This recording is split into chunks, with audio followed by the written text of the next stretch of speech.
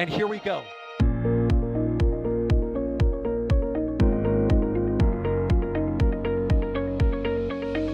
have liftoff. Propulsion continues to be nominal. R68 chamber pressure looks good. Doubling up. Roger, Atlantis. Water towers, fly! Yes!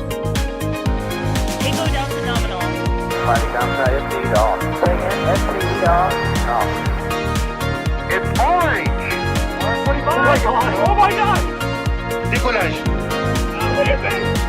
Put that in the big bag, Eagle. 343 unfolds to go. Indeed. We rise together, back to the moon and beyond. The methane would be igniting in the flare, correct? Yikes. You read? We don't need any more of these.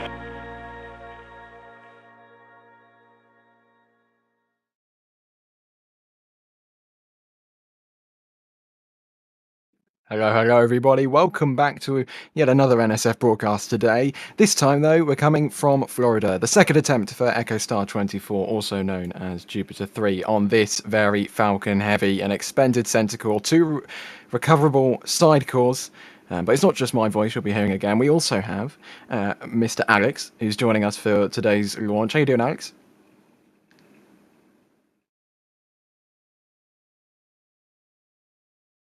Have we got you, Alex? I don't know if there's a talking whilst muted going on there. Oh, Hi, Alex. yeah, I'm here.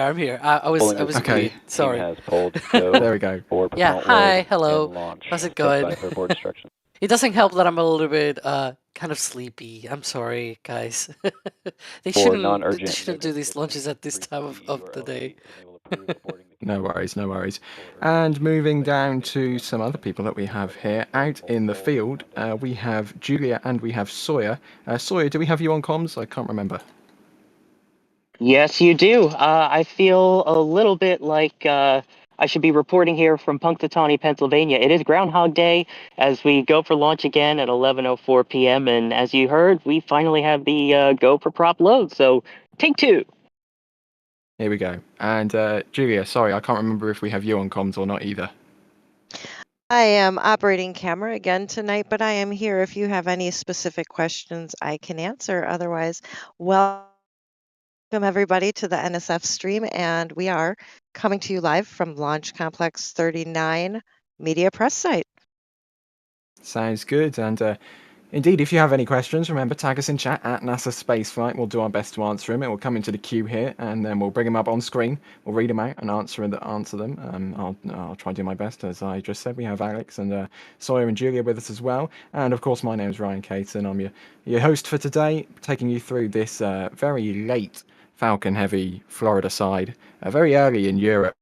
Where myself and Alex are located. So we're pressing through here for this launch, coming up on 50 minutes, T-minus 50 minutes until the first targeted T0. So Alex, could you give us a little rundown of what we're expecting to see today? What's inside that payload fairing? And what else we could see? Some special flares that we don't usually get with Falcon 9.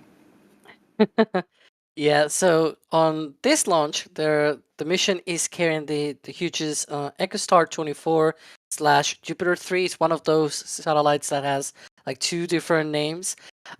This satellite is a special one in the sense that it is breaking a record.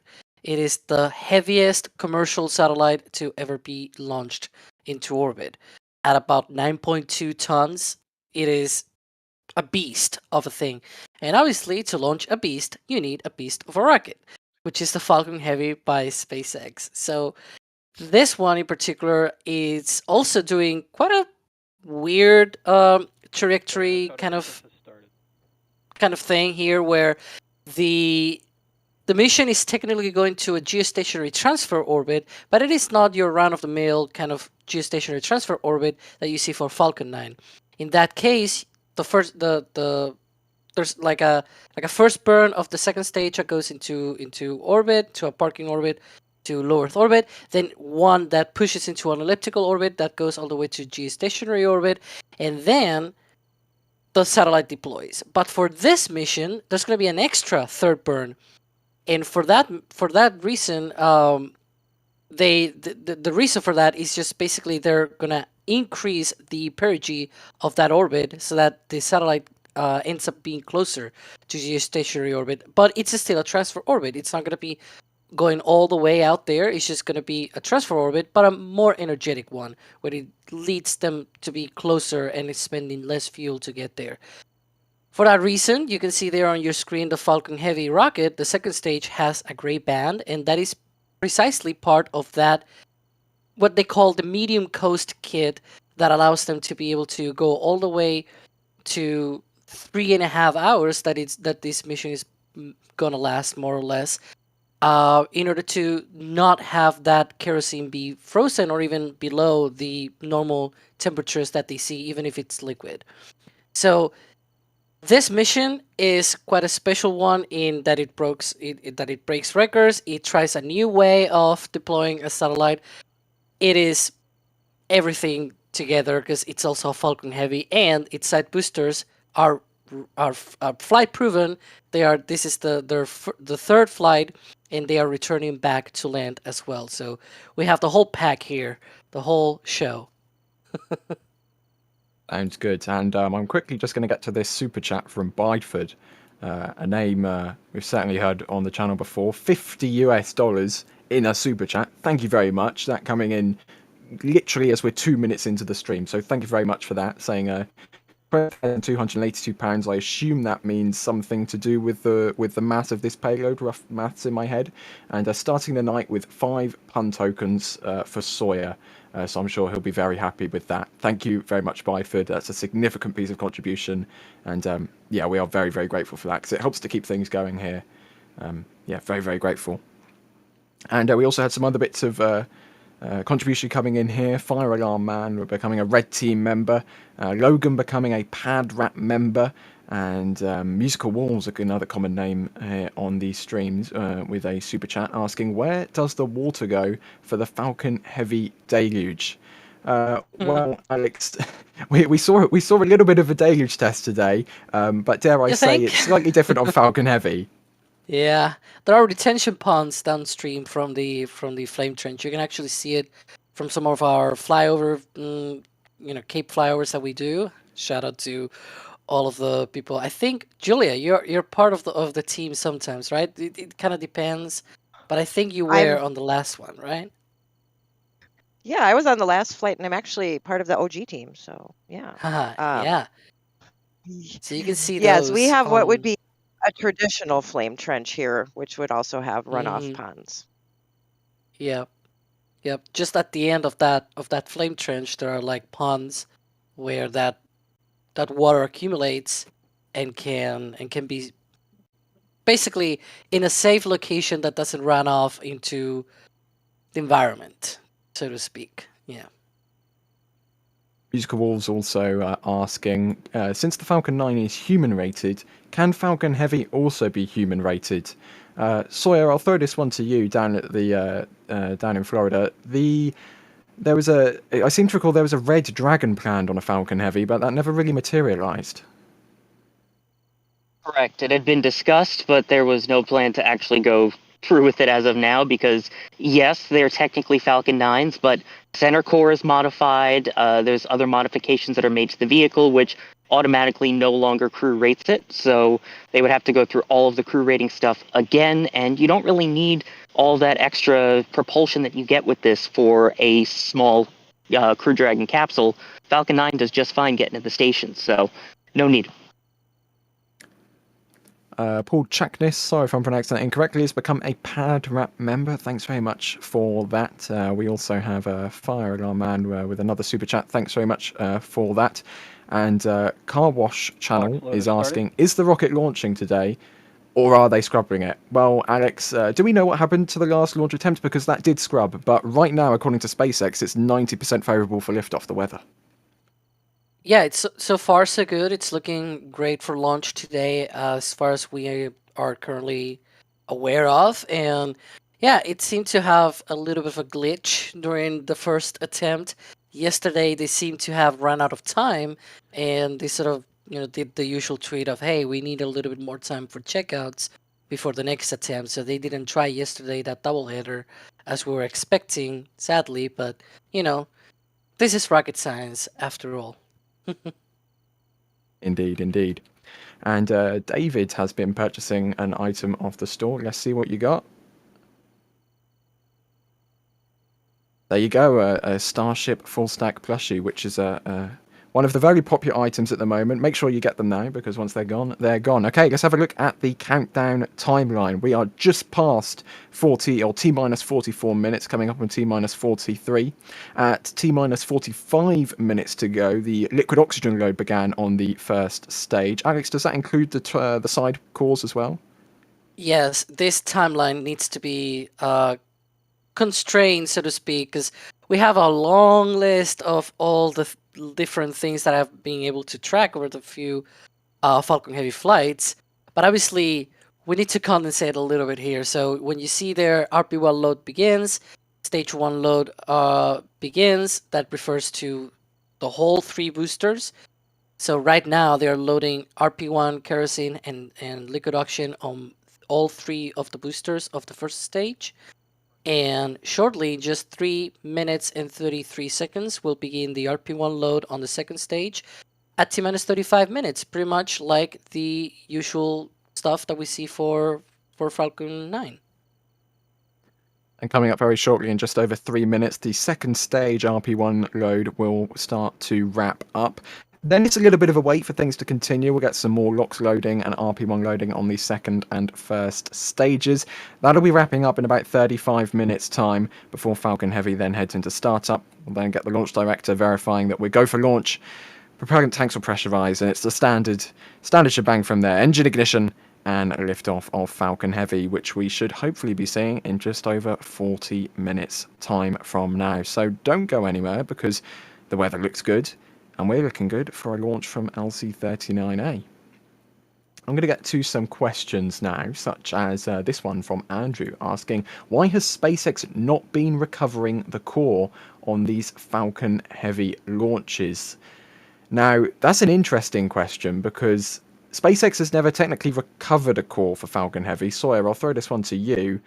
Is it just because of the payload, or is there some kind of technical limitation?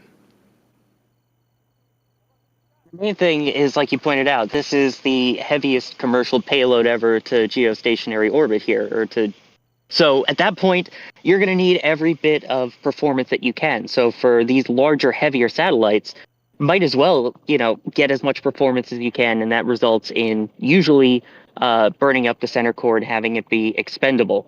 As you mentioned, they tried, especially during the first couple of Falcon Heavy flights, to try and land it on a drone ship. Not only did they struggle with that, but also keep in mind, both of the drone ships have been extremely busy. You had the launch yesterday with Starship that used one of the drone ships. You have another one coming up for Starlink 6-8. So at that point, you get the performance hit, and then you can save the drone ships for the boosters that you really want to recover. Sounds good. And James is asking, how many Falcon Heavy launches are left this year? Alex, do we have a kind of schedule for Falcon Heavy, or is stuff still up in the air? I think there might be one interplanetary Psyche mission coming up later, but I'm not sure about anything else. Yeah, there's Psyche in October, and also USSF 52 as well. Might be October, November, depends. There are many more as well next year. I think there's the GOES-U satellite for NASA and NOAA, and I think there's a couple of more. And also the all-important Europa Clipper by late 2024. It's quite a big one. It's not a big one in the sense that it is a big spacecraft. It's still a big spacecraft. It's probably going to be the heaviest deepest space probe ever launched, which I guess we're going to see a lot of, the heaviest ever thing, whatever, launched on many Falcon Heavies in the future. Just like tonight's, It's going to be the heaviest commercial satellite that has ever been launched to orbit. So, yeah, Falcon Heavy, man. This is the heavy. Yeah, I mean, until last November, this was the most powerful operational rocket. I think it was like by a factor of 2 or something. So You know, it's certainly not a small sat launcher. I mean, you could launch small sats on it, but it would be a bit, Oh, there you go. overkill. There's a wonderful look at those 27 Merlin engines at the bottom of Falcon Heavy. There should be. Speaking before, when we had the question about center core recovery, according to one of the vice presidents of Falcon production, he mentioned that there might be one mission next year that has center core recovery, which is the Astrobotic Griffin lander. That one should carry the Viper rover from NASA, so we'll see. But yeah, Exciting.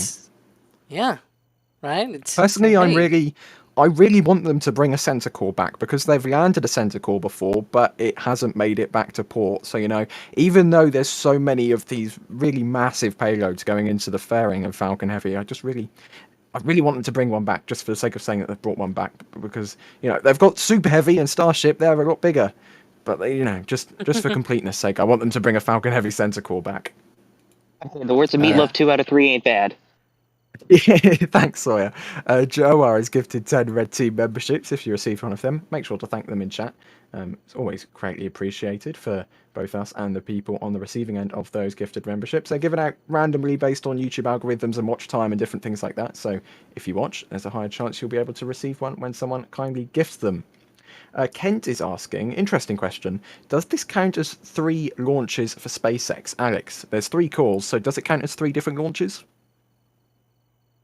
Well, no, it counts as one single launch, but operationally, logistically, it kind of counts like 3 rockets being counted down at the same time, because you have basically the loading of all 3 boosters going on at the same time. So yeah, that's quite a strain on your tank farm here at LC-39A. You kind of have to basically cutting down and loading 3 different rockets in that sense.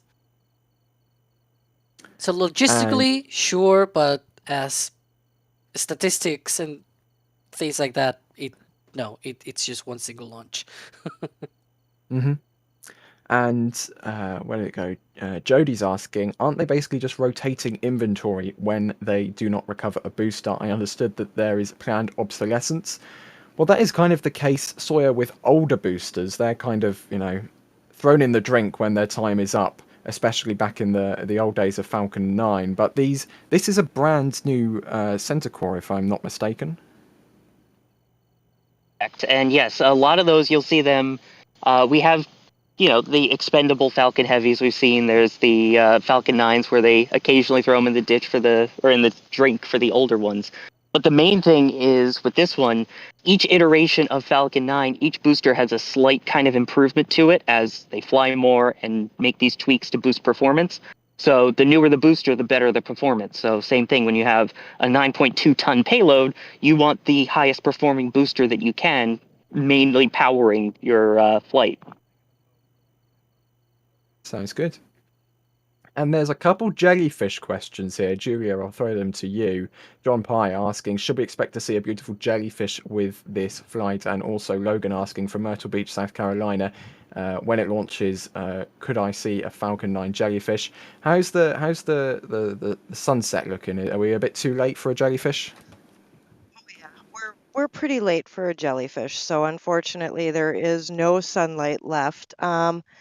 I'd say the moon might help, but the moon is pretty well hazed over around here, and it's not a full moon, so chances of a jellyfish are pretty much none. You might get a little moon glow.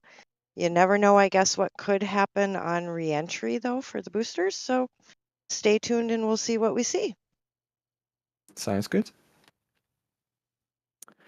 And Erin, sorry if I'm pronouncing that incorrectly, asking, hypothetically, does Falcon Heavy fully expended have enough thrust for Dragon to orbit the moon? That's alongside a $10 super chat. Thanks for that.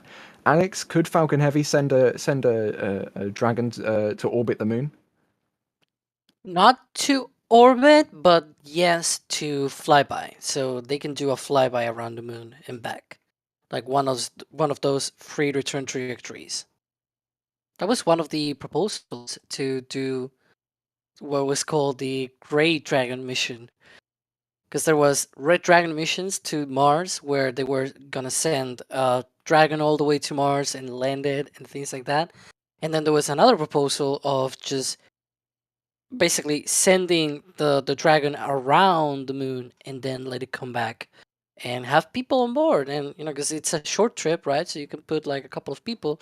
And that was the original Dear Moon thing that was revealed later after Dear Moon was revealed and announced that that was Yusaku Maezawa plan to use that. So, but now they went to Starship instead. A little bit more room, I guess. Mm-hmm. Just a little more. Just a little more. Yeah. I mean, you could fit the Dragon inside of the Starship Chomper design, so a little bit of a difference. Amiga is asking, how does the time it takes to fuel the Falcon Heavy differ compared to the Falcon 9? We saw the timeline earlier. Alex, there's two more boosters, so I assume it might be, I'm going to guess, slightly less than 3 times as long, or do they do it at the same time? Yeah, they try to condense it a little bit. For example, they stage the RP1 load and the LOX load. The RP1 load normally for Falcon 9 begins for both the first and second stages at T-minus 35 minutes. But for Falcon Heavy, it begins first for the first stage boosters at about T-minus 50 minutes. So they basically delayed by about 15 minutes for the first stage. The second stage still gets fuel for the RP1. For the RP1 side, it gets the same thing at the same time. For the liquid oxygen, same thing happens for the first stage. Usually gets its liquid oxygen load at T-minus 35 minutes. For Falcon Heavy, it gets it at T-minus 45 minutes, so 10 minutes before for a Falcon 9. And for the second stage, it changes very, very slightly by 2 minutes. And we can see that as a result on the T-minus 20 minute event, because here on Falcon Heavy, instead of being T-minus 20 minutes, it is 22 minutes. So it's not going to be at T-minus 20. Again, it's going to be at T-minus 22 because the liquid oxygen load begins 2 minutes earlier than on Falcon 9. And that T-minus 20 minute event is related with the liquid oxygen load on the second stage. So we can talk about that once it happens, though. Sounds good. And Nelson is asking, isn't Falcon Heavy supposed to send cargo to Gateway? Sawyer, I'll throw this one to you. There was a little while ago a proposal called Dragon XL, but I don't think we've really heard anything since then. And we've also seen a lot of Starship development. Yeah, I mean, Falcon Heavy is scheduled to play a role through all of this. You've got, hang on. Falcon Heavy is scheduled to play a role through all of this. It will be launching some propulsion modules to the Gateway Station, and that is in conjunction, of course, with everything with the Artemis program and SLS and Starship. So it's all one big happy family. One big happy family indeed, everything working together. And Mr. Vescovi, sorry if I'm pronouncing that incorrectly, asking, how are launch sites decided? Is it by weather? Alex, how does SpaceX choose, I guess, every launch vehicle or launch operator? How do they decide where to launch from? Well, for this mission in particular, they had no way of choosing because they have only one single pad for Falcon Heavy, at least so far. We don't know what the future might dictate for SpaceX. But so far, there's only one launch pad for Falcon Heavy, so this is the launch site that they have to launch from. Now, as for example, Falcon 9, it depends on where you want to launch. If you want to launch to a very high energetic orbit, usually you use Florida launch pads. Mostly because it is closer to the equator and also you can launch to the east. Now, Vandenberg has been lately allowing, how to say it, more eastwardly launches. As in, they now allow very low inclinations from there, like 43 degrees, which, it's like the lowest inclination that any other rocket has ever been launched to from Vandenberg. So you never know. Maybe there's gonna be a geostationary polar corridor. I don't know from Vandenberg, right? Just like there's a South Polar Corridor from Florida, with a booster landing in Phoenix, Arizona, or something like that, right? Yeah. That will be hilarious. Probably a lot of people will be complaining too, but it will be hilarious. Yeah. I don't know if the locals will be too happy with that, but physically possible, theoretically and legally probably not. I'm going to hit a bit more of this support here. First from Bill, who's become a proud VAT member. Thanks very much for that. Ken has gifted 10 Red Sea memberships to people watching the stream. Thank you very much for that. Elmad saying with a $10 super chat, someone gifted 200 Red Sea memberships during the Deluge live stream, and I got one. Thank you so much to that person. Go Falcon Heavy. And yeah, thank you very much to a lot of support in the daily stream. Tennessee Ferry with a $20, just a bit of support here, no message, but thank you none the less. And Javia, sorry if I'm pronouncing that incorrectly, with a $5 super chat, asking, are all of these boosters full of fuel and oxidizer by the time the T-22 minute vent happens? Alex, are they fully fueled by the time you get that vent? No, they still continue, and pretty much like way deep into the countdown. There we go. I was just yeah. Thanks, Kevin. You read my mind. So you can see there that the liquid oxygen load and the RP1 load continues still after that T-22 minute vent. You can see that so for Falcon Heavy it's a little bit weird because they do boosters differently. Like the RP1 load wraps up first on the center core and then to the side boosters and things like that. But there, that time that you see there, stage 1 RP1 load complete, is sort of like the last booster when it finishes, and that is at about 6 minutes and 30 seconds before liftoff. And then stage 1 looks load complete as well. It depends on which booster, but that's the last booster looks load complete call out that we've heard so far at T-3 minutes and 10 seconds. So yeah, it continues after that T-22 minute vent, sorry. It's all part of SpaceX's kind of load and go Yep. kind of ethos, really. They want to squeeze out as much performance as possible from their rocket, so they super chill the propellants and jam it into the rocket pretty much as close to T0 as possible. I'm going to hit a few more questions here, such as this one here from Everyday Space Nerd, asking, when will we see a dual drone ship landing for Falcon Heavy? It was originally going to be a dual drone ship landing for this mission, but it was switched to an RTLS. I don't think Gav was very happy about that. But Alex, do we know of any future dual drone ship landings coming up? I'm not fully sure. I think the next few launches of Falcon Heavy are not gonna feature that thing. For Psyche, for example, we already know because we've seen the permits to communicate with Falcon Heavy for that mission, and it shows that it's gonna be an RTLS for the side boosters. And for USSF 52, it also looks like it's gonna be RTLS as well. For beyond that, I'm not fully sure what we're gonna see. It's weird, but we can sort of make a prediction. I actually made a prediction a while back, like last year when USSF 44 launched, that EchoStar-24 will probably be double drone ship landing, and it almost happened, but they changed their minds and changed their planning as well. So, it almost happened, but it actually didn't. Yeah, we don't really know if it's gonna happen, but stay tuned and see what happens. Stick Sounds around. good. Stay safe. Car Wash Channel has thrown in another $5 super chat asking, I have a question why they are launching this rocket at night and not during the day, asking if they don't like to launch during the daylight.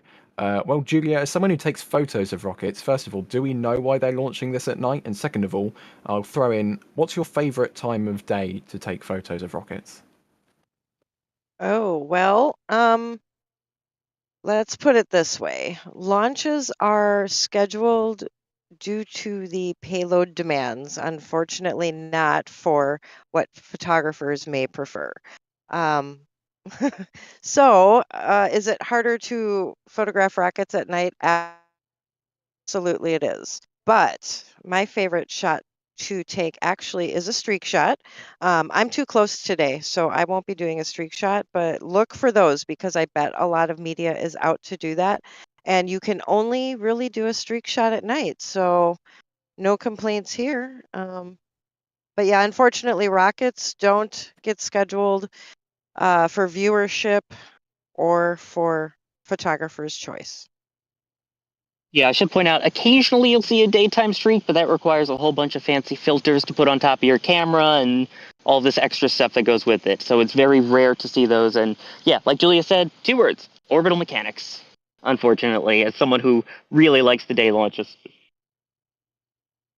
I suppose at Yeah. night it does kind of make it a little bit easier to pick out the side boosters returning because they stick out against the darkness compared to the Floridian sunshine during the day, which in the summer is not as pleasurable as it is kind of near the UK, I would say. Stephen is asking, which European missions have been moved to a Falcon Heavy? Alex, we saw Euclid getting shifted to a Falcon 9. Do we know any European missions getting moved to a Falcon Heavy? I don't Mind if I interrupt you recall really quickly right now. before we get to that? Yeah. You can start to see a little bit of the steam coming off the side of the rocket there. Any second now, we will see what we call the best vent. Normally for Falcon 9, that is the T-minus 20-minute vent, but keep an eye out in the next few seconds because for Falcon Heavy, it's at T-minus 22 minutes. So about 20 seconds or so from now, There that we is go. I when think we can they... see it going off. Yep. Yep, there Yeah, it I can is. see it with my own eyes too.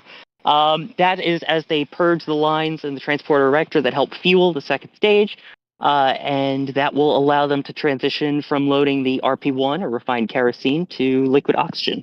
Do I have in the right order there, Alex? Well, the kerosene fuel is still being loaded because here, instead of being both at the same time, like the T-minus 20-minute vent happening and then the RP1 load complete, here they have it staged because it's like 2 minutes earlier. A whole thing with Falcon Heavy. But yeah, it doesn't happen at the same time. They're still loading a little bit of RP1 on that second stage. It usually goes, for this time around, it also goes down to T-minus 20 minutes. But the vent happens 2 minutes earlier because the liquid oxygen load on the second stage happens 2 minutes earlier on Falcon Heavy. And as you see, in about 3 minutes, the second stage LOX or Loxygen, liquid oxygen load, will begin as well. And at that point, you'll also see the venting stop. It may be a little hard to see because with the really humid air tonight, it's kind of lingering around the rocket as opposed to streaming. But keep an eye out for it in the next few minutes. And whilst that vent is going on, Alex, I'll just let you very quickly answer the question. Have we had Yeah. any European missions move over to Falcon Heavy? Yeah, it was going to be a very short answer there. It was no. That I There we go. don't recall Okay, any. moving on. Yeah. No, we haven't really seen any European missions moving to Falcon Heavy. Okay, I think we might actually have some photos to look at of the satellite. As Alex was saying at the start of the stream, this is the most massive satellite, literally in terms of the word, the most mass of a satellite that has ever been, or a commercial satellite rather, that has ever been lofted up to geostationary orbit. There you can see it. I don't know whether that's getting loaded into or getting loaded out of an Antonov 124 there, but anyway, it's also there on the back of a truck, and you can see that's not the actual satellite. The satellite's inside of there, but you can see it's quite a snug fit inside of the aircraft there, and you can also see compared to the people just how big it is. That's a bit of a precarious crane lift there. I do have to say so. Stage 2, of it RP1 load getting- is complete. And there we go, hearing that the RP1 load is complete on the second stage. And there you go, that's the actual satellite. You can see some solar cells there as well. Some wonderful images of the EchoStar-24 / Jupiter, Jupiter 3 mission. There you go. And that's an artist's impression of what it will look like when fully deployed in geostationary orbit. That vent still going on the Falcon Heavy. With this Yeah, lovely wide shot looking over the Cape. Sorry about that. No, I was going to say, according to the manufacturer, that satellite, by the way, it's 26 feet while stowed, but then once it's fully deployed, it'll be 127 feet. Unfortunately, they didn't provide us the non-imperial units, but What are we there? It's 26 feet in meters, about 8 meters. 120 feet is about 36, 37 meters for the rest of the world there. thank you. Yeah, for like 90% of the world. Yeah. We've got a lot of support coming through over the last 10 minutes or so I'll try and run through these really quickly. Jody with a store message saying, my new comfort travel pillow. Love you guys. Thank you. You're very welcome. Yes, you also got a plushie at shop.nasaspaceflight.com. Man on Mars with a $10 super chat. Thank you very much for that. And we also have Kenneth becoming a Padrap member. Jim Cavett gifting 1 Red Team membership, another common name there. Nate also gifting a Red Team membership, and Jerwire gifting 20 Red Team memberships. Thank you very much for that. And if you received one of them in chat, make sure to thank the person that gifted that, because you now get access to the membership program for a month. You get to see behind the scenes photos and other cool stuff and all of other loads of stuff in there. Matt has with a $10 super chat and saying, getting to watch with all my kids. Very fun. Steve with a $20 super chat saying, is bacon currently being cooked? Jack isn't on the stream today, sadly, so I cannot confirm nor deny whether bacon is being cooked or not. Jody has gifted 5 Red Team memberships, and Matt has also upgraded to Capcom. That means you get access to the Discord server, which is a very fun place to be. Here we go, approaching T-minus 17 minutes to go. The second stage, you heard it, the call out, second stage liquid oxygen load has begun.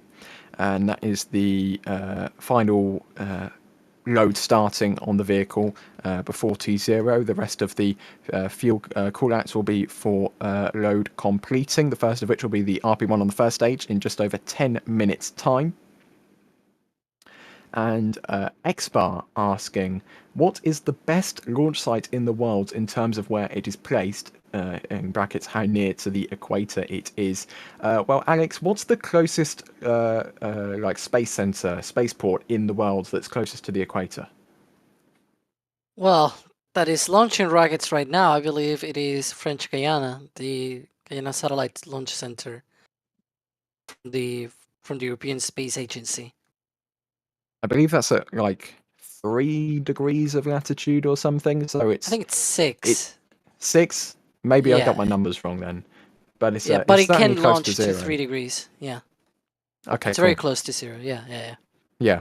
And a lot of places are also basically kind of designed for certain orbits. For example, part of the planning of placing the International Space Station in the orbit that it's in, was that it can be reached from multiple launch sites. So it can be reached from KSC, and it can also be reached from Baikonur, where the Russians launch from in Kazakhstan. So it may not always be close to the equator is better. For example, the West Coast, you see a lot of those polar corridor launches, although now there is the East Coast polar corridor. But again, each launch site has its benefits for specific orbits. Yeah, and it is counterintuitive for some people that usually for certain missions, you don't want to actually be close to the equator. You want to be as far away as you can, because if you're launching polar, that extra velocity that you get to the east actually worsens your trajectory and your performance, because you have to basically eliminate that as you go into orbit. So, for example, Kodiak in Alaska, that's a good place to launch to polar, even though it's not very used, but it's better even than Vandenberg in that sense, because it's closer to the pole. Yeah. And just in case anyone doesn't understand what we're talking about here, because the Earth spins, the closer you are to the equator, if you launch to the east, because of the Earth's velocity spinning, it gives you a little bit of a boost, so you can use less propellant to get into orbit around there. And obviously, if you're going polar, you don't want to go in the direction of the Earth's rotation, you want to go perpendicular to that, which is why it's better to launch as close to the poles if you want to do that, because of all of that energy transfer and physicsness. And talking of trajectories, this is the trajectory for today's flight, going pretty much directly east off of the Florida coast. out of Cape Canaveral there. It's a bit different to what we've become accustomed to with the southern launch trajectories with the Starlinks we've been seeing, which just scrape over the Bahamas with the dogleg. This, however, going pretty much due east, just a little bit off there, and you can see the various different NOTAMs, not Mars, notices to mariners for returns of boosters and such. We have the RTLS of the side cores and the center core being expended, and also the fairings being recovered. I forgot which ship is out there. Alex, do you remember what ship is out there to pick up the fairings? I think it is Bob on this mission. Bob. It's Doug. No, it's Doug. It's Doug. Oh, it's 'cause Doug. Bob, Okay, yeah. I'm yeah, dumb. Bob's on the I'm way sorry. back with 4 fairings from the last 2 missions. So we Mhm. have Doug out there. And Alex, how far away is Doug? Oh, it should be about 1,500 kilometers away. So I think about almost 1,000 miles away from the launch site, which is really crazy for one of these re-entries. But it is not the farthest away that any fairing have re-entered. I believe the ones from Viasat 3 Americas actually landed somewhere around 1,800 kilometers from the shore. So it's even further away than this mission, and they still survived. And there you can see on the left side of your screen, that's a view from Fleet Cam, our 24/7 camera located at Port Canaveral, where we see boosters come in and out, Bob and Doug go in and out. Which one is it? Megan and or Shannon with Crew Dragon and different things like that. Lots of different SpaceX fleet operations there happening at Port Canaveral, which you can see 24/7 on Space Coast Live. I'm going to hit a couple bits of support here real quick. The first one's an anonymous store message saying long time watcher, first time follower. Thank you very much for that. Let's see what you got. You got a full stack plushie, and we also have Mark becoming a launch director member. I think that is, if I remember correctly, the second from the top level, which is a very significant piece of contribution every month. So thanks very much for that, Mark. If you didn't already, that also means you have access to the Discord server, Capcom and above. Get access to that. You can see all the crazy things and different discussions that go on in there, talking about things from all over spaceflight, and of course just whatever Jack decides to do when he starts mutinies in channels to bring a food channel and other crazy stuff, which you can see for yourself. Looking through here for some more questions. If you have a question in the final 10 minutes of the count, tag us in chat at NASASpaceflight. We'll do our best to answer them. We also have Sam here. Oh, actually, Alex, I'm going to throw it to you. Yeah, so were you going to throw me a question or something? No, I was going to throw you. I've been told to throw you a report for something. Yeah. Good Okay, question then, I get Alex. that. Here's a question for you, Alex. Do we know what caused the scrub Thanks. the other day?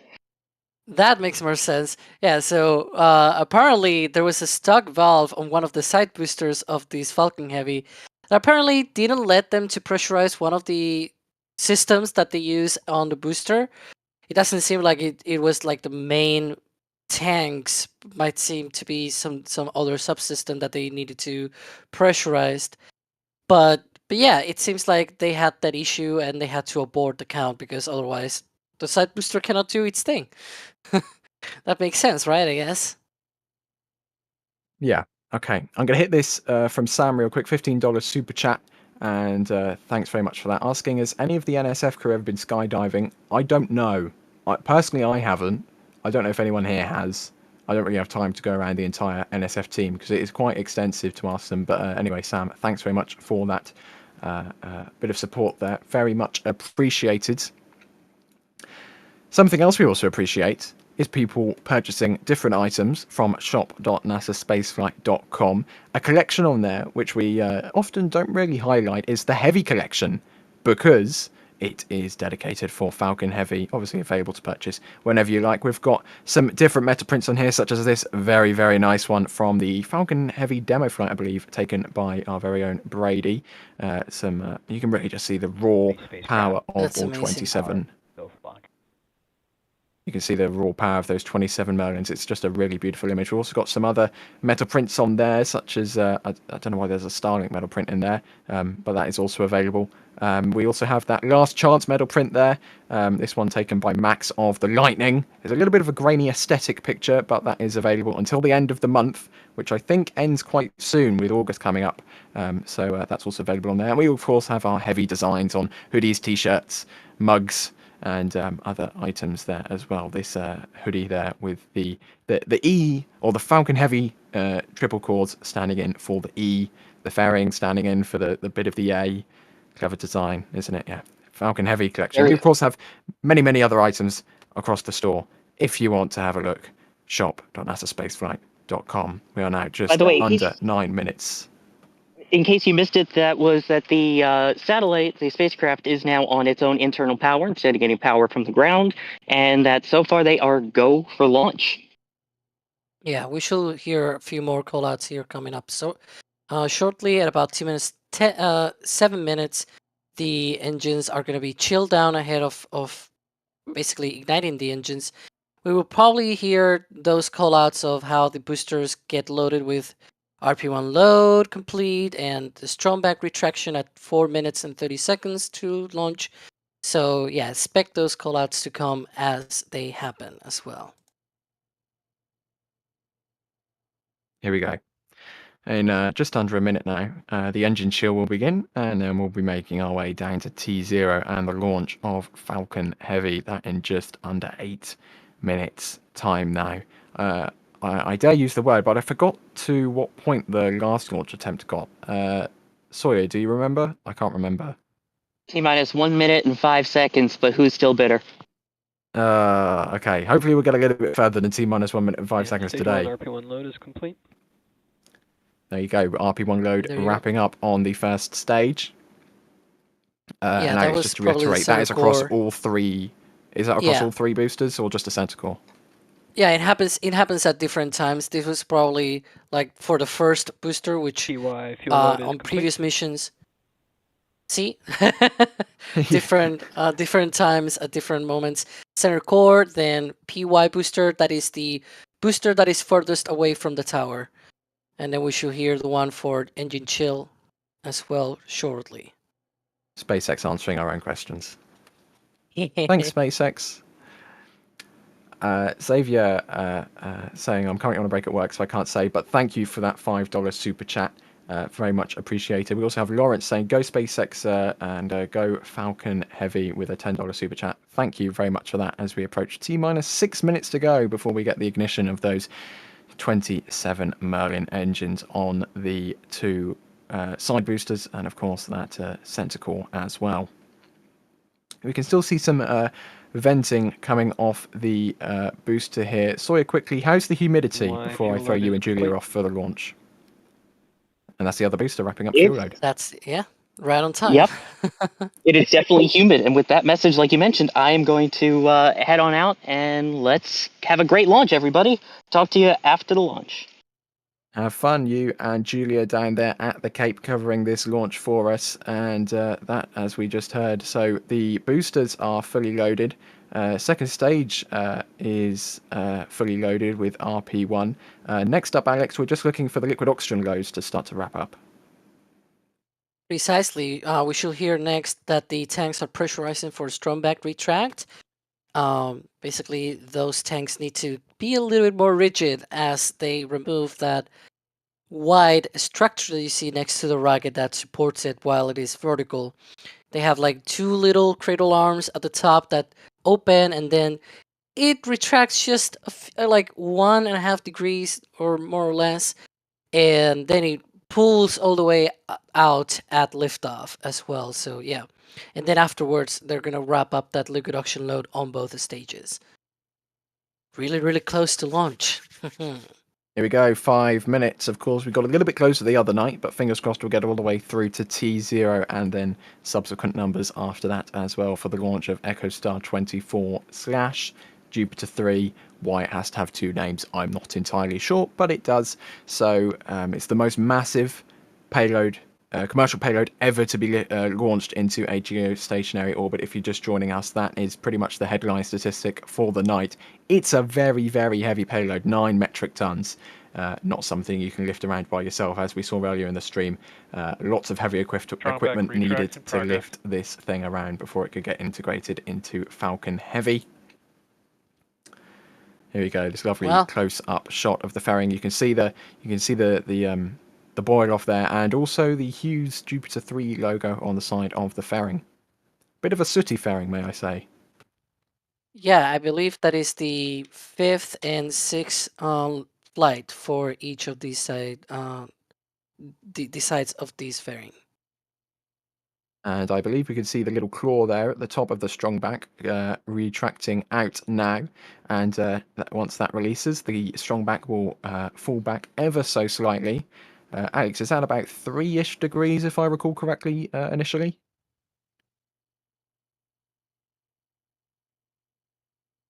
Alex?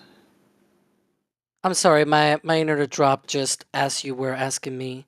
No worries. The strong back, does it initially go back to about 3 degrees? About 1.5. So 1.5. half of that. Yeah, I keep doubling my numbers today.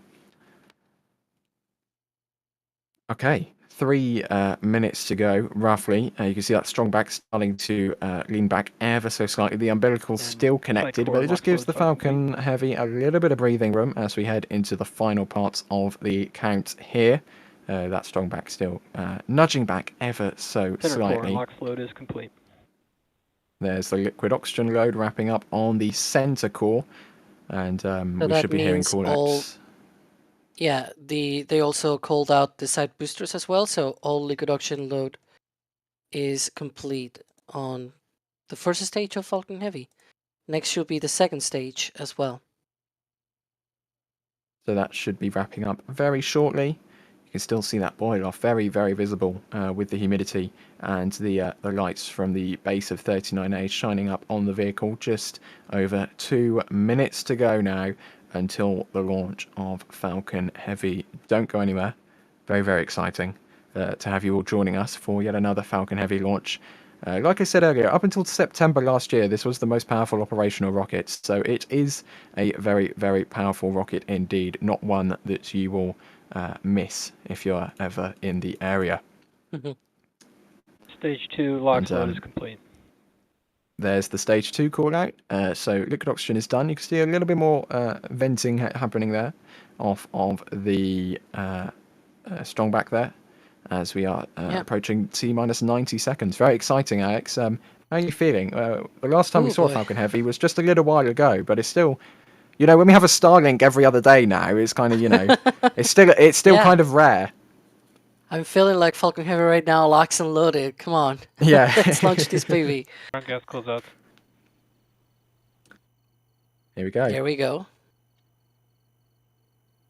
These are all the vents going off as they close out all of the pipes and everything. Prime everything ready for the terminal count. The last part of the count, T-minus 1 minute. Past 1 minute and 5 seconds to go now. 60 seconds for Falcon Heavy. As the tension increases now, the heart rates start increasing. We can see this wonderful shot here of the vehicle still on the pad, but fingers crossed only for a few more seconds, because very shortly we're going to see a little bit of a green flash of the TTEB, the ignition fluid. And that's the launch director saying that we are go for launch with EchoStar-24 on this Falcon Heavy. We'll see a green flash. That'll be the TTEB igniting the 27 Merlin 1D engines on the first stage of the vehicle. And then we'll see them ramp up to their lift-off power. And then, fingers crossed, the strong back will swing all the way back. And then the vehicle will ascend from the pad. So here we go, 10 seconds to go. Look out for that green flash. We'll also see the deluge system start ramping up now. There's the green flash. Here's ignition. And liftoff. Liftoff of EchoStar-24 on a recoverable side booster Falcon Heavy. Let's listen into that sound.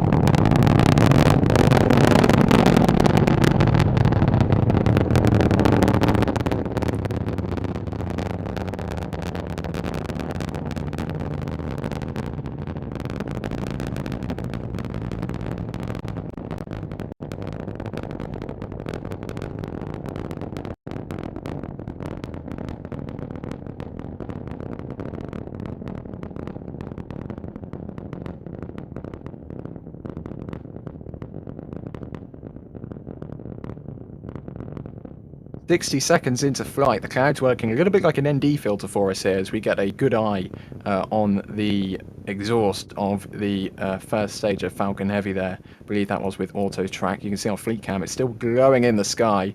This from the press site, Falcon Heavy ascending up to the geostationary orbit where EchoStar-24 will soon reside. Approaching now 1.5 minutes into flight. Everything looks good so far for Falcon Heavy. There you go, wonderful tracking shot from SpaceX here as we are approaching booster engine cutoff.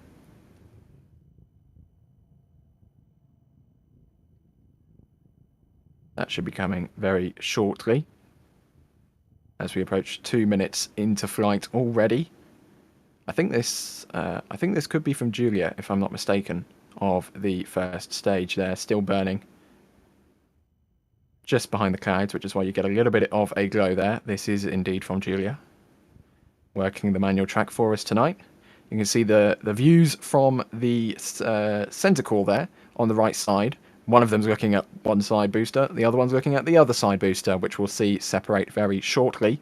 Wonderful red fiery image here from the SpaceX tracking camera. As the plume expands as we get into the thinner parts of the atmosphere. Julia still has a track on that. What a beautiful shot indeed. And I think we may have a little bit of a separation going on there of booster engine cutoff and the side cores now setting lock on the Kennedy Space Center for a return to launch site. Look, that just looks incredible. And the cameras get absolutely covered in the exhaust of the side cores there. On the left, you can still see the center core working its way towards... Oh, look at this! And you can see this. Wow. These are the side cores working on the boost back burn, ladies and gentlemen. What an incredible shot here! Absolutely That's incredible. Falcon Nebula, as the exhaust from the side boosters boost back burn interacts with the center core exhaust. It is amazing. You can see it as well, and the onboard shots there on the right as well from the respective boosters during that boost back burn. Absolutely incredible shot right there. Absolutely incredible. So next up, we're going to have main engine cutoff. The first, or rather the core stage, will conclude its burn for the mission, and it'll be its final ever burn. There's no boost back burn, no entry burn, no landing burn for this booster, sadly. It is going into the Atlantic Ocean as an expendable center core. So once this second stage departs,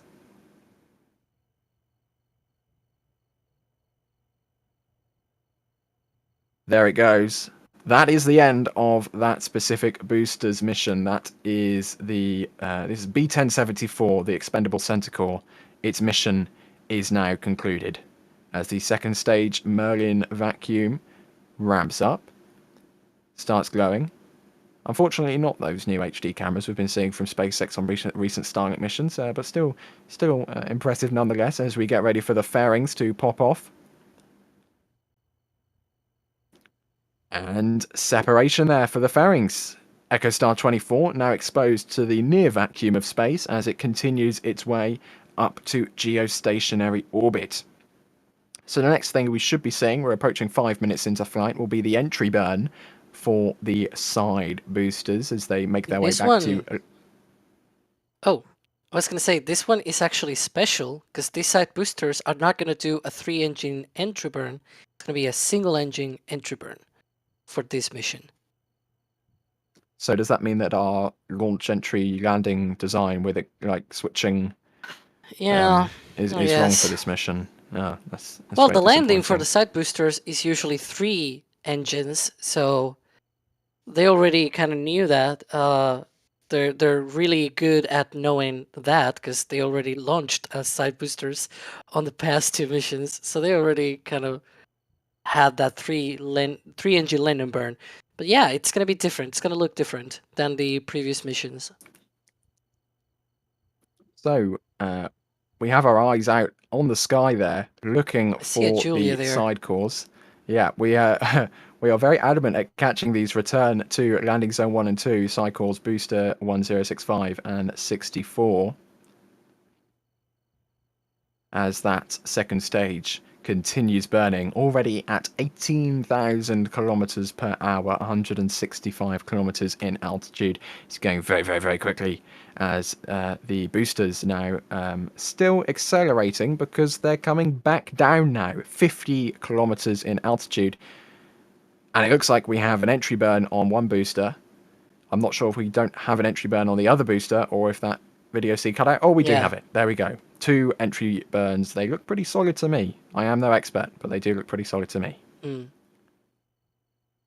They're coming at different times, so that's why we had an entry burn first on one booster and then the other one as well. But you could see that it was a single engine because the single engine usually has like a ring of fire kind of signature there. Oh, look at that. I believe that's the lights coming up from Florida that you can see from the boosters. It was difficult to see because of the nighttime, but at least we can get some kind of idea of where Cape Canaveral is now.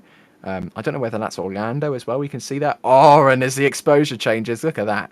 Just beautiful from the side cores. It's amazing. They're now coming through 5 kilometers in altitude. 4 kilometers now. It seems to be going really quickly, but it's the hover slam. There we go. Ignition, and they're coming back down. That's one booster. That's the other booster. They're working their way back down to landing zones 1 and 2. And fingers crossed, through the haze, we should be able to get some sort of confirmation that they have touched down successfully. We may also be getting some sonic booms shortly. And there we go. Touchdown for B1065 and B1064 back at the landing zone. There's a sonic boom. And the VAB squeal. And another one. And another squeal. You love to hear it. 2 triple sonic booms and 2 VAB squeals.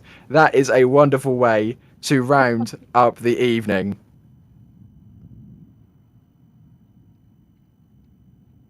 That was amazing. You love to hear it. And that's a very special thing that we got with Falcon 9 and Falcon Heavy returns. And that is an empty launch pad. That's his favourite view on launch day, or I suppose night in this case. That's an empty LC-39A with a second stage on its way up to geostationary orbit with EchoStar-24. And at least from our view here on the ground, it looks like a job well done by the side boosters. And a job well done by the center core, which is not being recovered, so don't expect any drone ship landing to come. That's being expended into the Atlantic Ocean. But as you just saw with the side boosters, that is a very, very, very exciting end to another Falcon Heavy mission. Alex, how was that? Oh boy, that was amazing. I really, when that liftoff happened, I was like, oh yeah, I needed this. I needed a Falcon Heavy in my life for once. It's kind of a fix after Starship, right? It kind of fits, but yeah. Yeah. And you mentioned the center core, the side boosters doing their job. The stage 2 has also done its job so far. It needs to do a few things later on, but the second stage with the EchoStar-24 satellite are in a parking orbit in low Earth orbit, ahead of doing the other 2 burns that we mentioned before on the stream to get to that sort of improved geostationary transfer orbit. Sounds good. But it's there in orbit as you can see it. Yeah, live views from the second stage. It's cut off. It's going at just shy of 27,000 kilometers an hour at an altitude of 164 kilometers. Sawyer, I hear you're back. How was that from your location in Florida? Absolutely stunning, spectacular, amazing. Falcon Heavy never ceases to disappoint. That's the one with the 27 engines where you feel it in your chest, your whole body shakes. And then surprisingly, we were able to see a good amount of the entry and then, of course, the landing burn. I taught a whole bunch of people around me what the sonic squeal was of the VAB, and that sound also never gets old, in addition to just that sonic booms that, even though you know they're coming, still give you a heart attack. Sounds good, Sawyer. Julia, do we have you? It never ceases to amaze. Yes, that's what I meant. Yeah, you do have me, and it sounds like you guys might have even seen me. I love standing on the roof of the hut and actually really feeling that. And that squeal, I love the squeal with the sonic boom. So that was fun, guys. The VAB squeal is definitely something unique that I definitely will miss it if there ever comes a time when all of the physics and the frequencies and whatever that match up to make that happen conclude when the Falcon family retires. But yeah, definitely something that you love to hear down there at the Kennedy Space Center in Florida. During the launch, or just before the launch and during the launch, we got a little bit more support, which I just want to go through here. Katie with a $5 super chat. Thanks very much for that. And David with a significant piece of contribution here, $50 through a super chat. Thank you very much for that. There's no message, but we're still very, very grateful for that support. It goes a long way to help. And we had Anonymous purchasing 4 or a couple different items off the store. And that looks like a t-shirt there, Landing Club member shirt. And you also, let's see what else you got. And you got a patch, wonderful. And another anonymous store message coming in here. Thanks very much for purchasing off of the store. It's greatly appreciated. Looks like you got one of the Last Call metal prints. And also another Last Call metal print there. Very much appreciated. Thank you very much for that. So, we just witnessed the launch of EchoStar-24 on a Falcon Heavy. We heard the triple sonic booms twice. We heard the VAB squeal twice. That is it, at least from the KSC side, for this mission. So, I'm going to go around the room here. Thanks very much. I just remembered that I forgot to say at the beginning. So, a big thank you to Kevin for producing this stream. I'll make your thank you a little bit longer here because I forgot to say at the start, but thank you very much for that. I'll go around the commentators now. Alex, thanks for joining us tonight, or I guess early morning. It was amazing. Night launches, you don't get the full view of the rocket and all of that, but they turn night to daylight, and Falcon Heavy is especially good at doing that. It was amazing. And out in the field, we have had the two other voices you've been hearing. We've had Sawyer and Julia. I'm not sure if they're able to talk or if they are packing up. Julia, do we have you? You do indeed have me. And it was wonderful to spend my evening with my NSF family 3 nights in a row, and I wouldn't have it any other way. Wonderful to have your expertise taking photos, or rather tracking rockets in this case, Julia. Thanks very much for that. And hearing word from Sawyer that we may have some pictures from them going up onto the social media soon. And Sawyer, we still got you with us? Yes, you do. I'm still here. Yeah, I got some great shots that I will post to the social medias, and of course, a few extra goodies for members there, including a GoPro that I had running. But good things come to those who wait, and it was well worth the wait. And I'm glad I got to share it with everybody who's watching. Sounds good. And my name's been Ryan Caton. I've been your host for tonight's / morning's launch. There's the American flag waving at the Kennedy Space Center, and we're going to wrap it up there. Thanks for watching, everybody, and we'll see you next time. Bye-bye.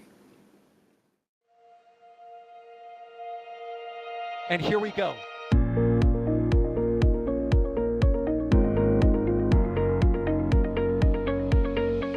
We have liftoff. Propulsion continues to be nominal. R68 chamber pressure looks good. Rolling up. Roger, roll, Atlantis. Water towers fly! Yes! Echo down to nominal. Fighting downside FD off. Bring in FD off. It's orange! 145! Oh my god! Oh my god! Decollage! What do you think? Put that in the big bag, 343 unfolds to go. Indeed. We rise together, back to the moon and beyond. The methane will be igniting in the flare, correct? Yikes. You dead? Sure. We don't need any more of these.